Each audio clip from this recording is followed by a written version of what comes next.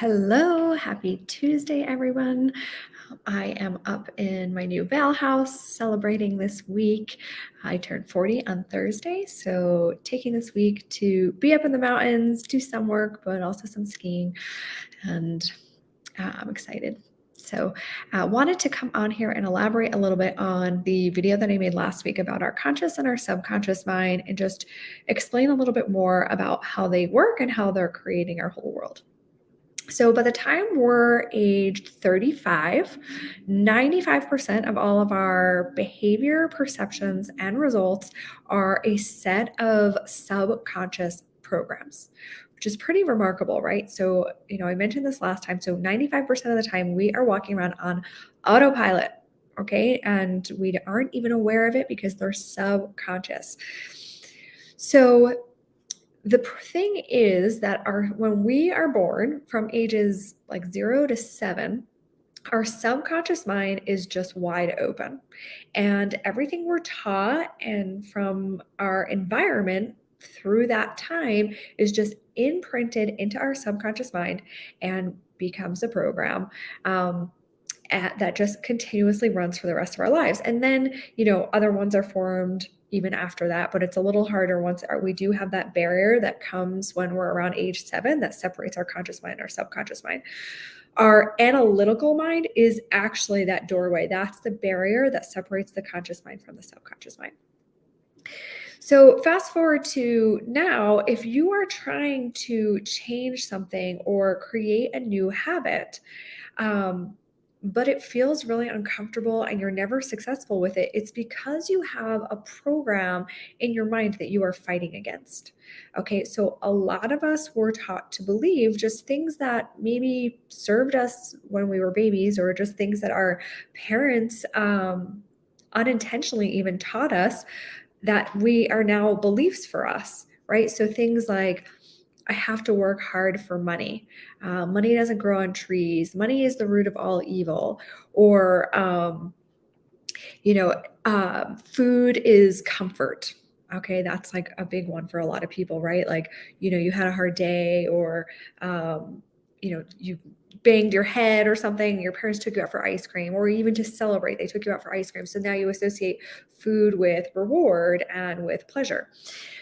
So when we have these programs in our subconscious mind, then when we want to go change things like, well, I don't want to work quite as hard, right? Or I want to lose some weight. But it's very, very difficult to change on behavior alone because these programs are so ingrained into our subconscious mind. So, in order to change, we want to align what we want consciously with the program that we want in our subconscious mind. Okay. And once they're in alignment, well, your actions become easy and effortless, and your life just flows better. And things just start being magnetized to you because you are in complete alignment, okay, with your thoughts, your feelings, and your actions. What ends up usually happening is we are out of alignment with our attitude. Our attitude is the composite of our thoughts, our feelings, and our actions, okay? And when we're out of alignment, if we're thinking one thing, like, I want to cut down my working hours by 10 to 20 hours a week, or I want to make $1 million, or I want to do this, or I want to lose weight, whatever it is. But if we're feeling very differently about that, and feeling is always coming from our subconscious mind, because our feeling is the language of our subconscious mind, um, we're just not going to get the results that we want. Okay. So when our thoughts and our feelings are not congruent, your actions from that place are never going to produce the results that you want. You have to get your thoughts, which is your conscious mind, your feelings in your subconscious mind, and your actions in complete alignment in order to get that result back that you want. Okay. So I mentioned last time that there's two ways to change your subconscious mind. that I know of. I don't know, maybe there's others, but one is through an emotional impact, and that's usually bam, something negative happens quickly, and your perception is instantly changed. And we typically don't want to wait for those events, right? We want to change before that because we want to consciously create the reality that we want. We don't want to be kind of like a victim to the circumstance. So to do it intentionally is by spaced repetition of an emotionalized idea. And I say with coaching, right? Because coaching is key to accountability, and accountability is your success insurance policy. So when you can take an idea over and over and over again and emotionalize it, because like I said, feeling is the language of the subconscious mind. So that's how we get things into our subconscious mind, is through emotion, really feeling it.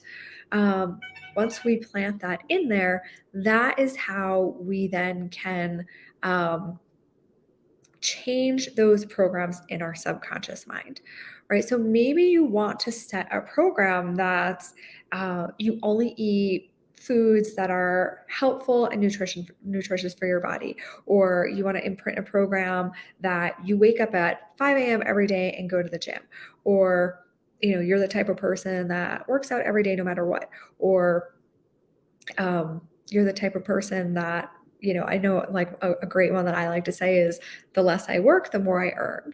Okay. Because I definitely have those programs in there about hustling and, feeling like you have to do, and work hard for money. That's what I was always taught, right? I came from a family that was very industrious, and my father worked really hard to provide for us. And so did my grandfather. And so, that's conditioned in me. So whatever program that you want to install, we need to start installing these programs into our mind and really emotionalizing the idea, visualizing what it would feel like, get into the feelings of what that end result is that you're looking for. Okay. Feeling like wealthy and abundant and free now, feeling fit, toned, healthy now. That is the key, is you have to feel those feelings now. And is the more you can get emotionally involved and feel those feelings now, the more it gets imprinted into our subconscious, and the more you take action from that place. Okay. And it is a universal law that whatever is planted into our subconscious mind has to come into physical reality. That is the law. And so, whatever it is that you want on the outside, all you have to do is emotionalize it and imprint it as a subconscious program. Now, I'm simplifying this a lot, but I just kind of want you to get the gist of this.